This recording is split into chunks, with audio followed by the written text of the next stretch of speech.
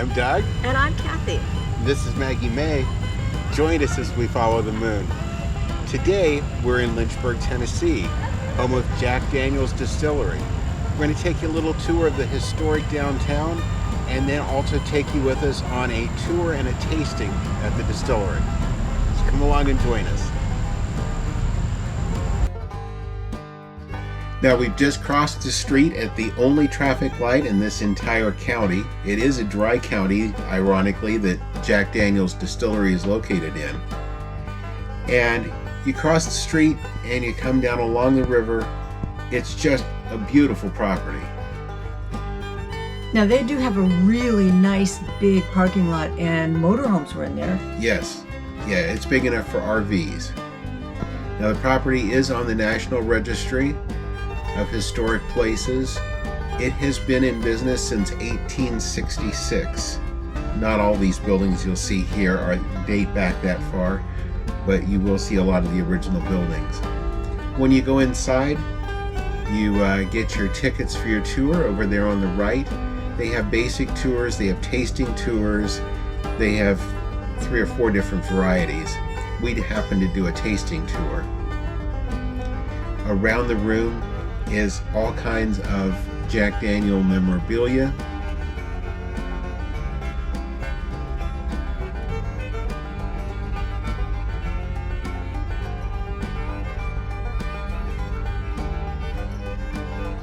And they even go through the steps of how the product is made.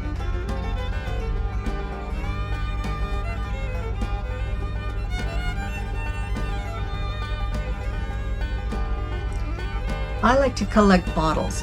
So this was my favorite thing to take out a look at.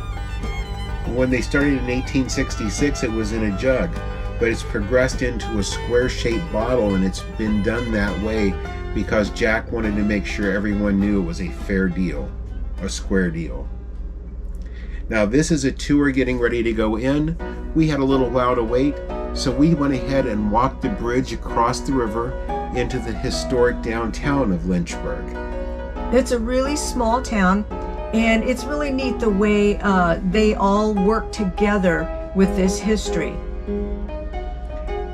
The little town square had all kinds of little shops and places to eat and things where you could pick up t-shirts and more souvenir type of things.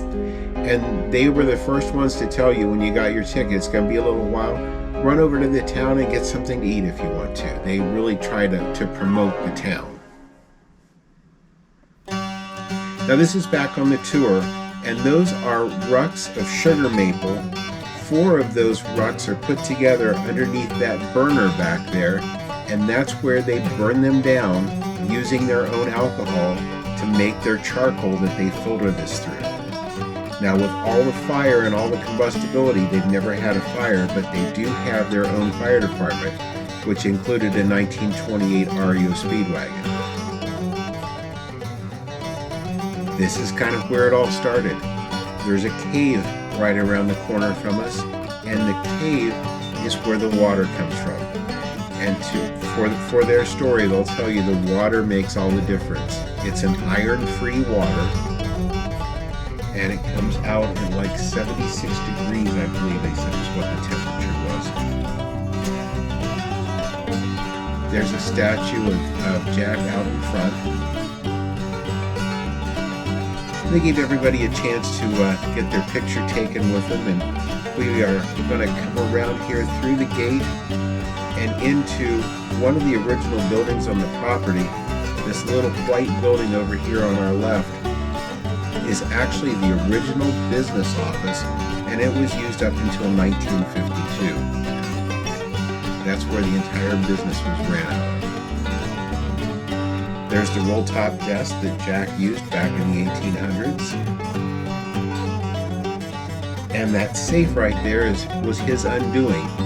One day when it wouldn't open, he kicked it, broke his toe, set into gangrene, and over a course of 5.5 years and several amputations, that's what eventually caused his death at 61 years old.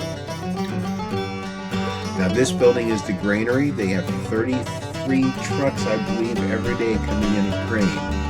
and we couldn't film inside the fermentation tanks and the charcoal filtering because of the potential of electronics and sparks. There's a lot of alcohol in the air, you can smell it, and a lot of wood. They've never had a fire on the property, and they don't intend to have one now. That's right. They do have water around everywhere to try and lessen any danger of a fire that way.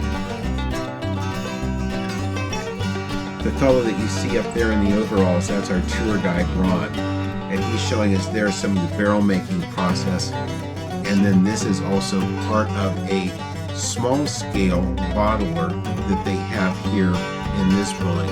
Just down the road, they've got a much larger bottling place that works 3 shifts a day.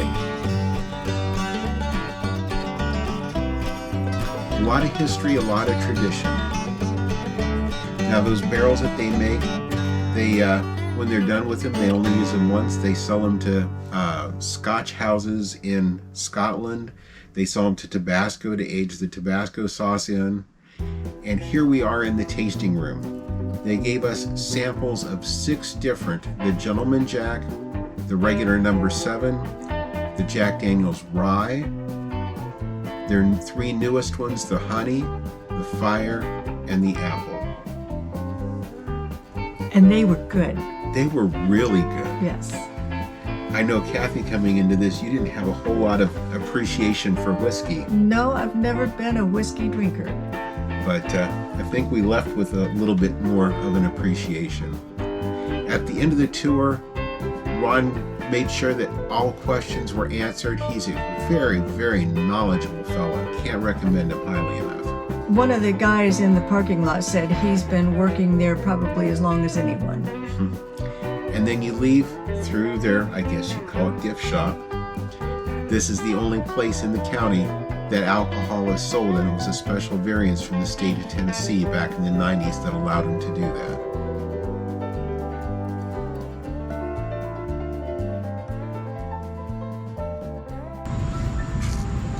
What did you think? Oh, it was really fun. It was an amazing tour. Ron was a great tour guide, and there was so much history and tradition mixed in with it. It was a little bit of Americana. It was good? Yeah, it was good. And we have a little bit to take home too. So we want to thank you all for watching. We hope you've enjoyed. If you haven't already subscribed to our channel, please do so. If you enjoyed this half as much as we did, be sure and give us a thumbs up. And thank you for following us as we follow the moon. Thanks. Thank you for watching this video. We hope you've enjoyed it. Please be sure to subscribe to our channel and be sure to ring the notification bell so you'll know when we have new videos listed.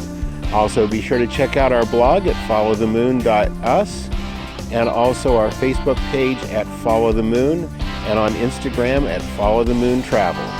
Thanks.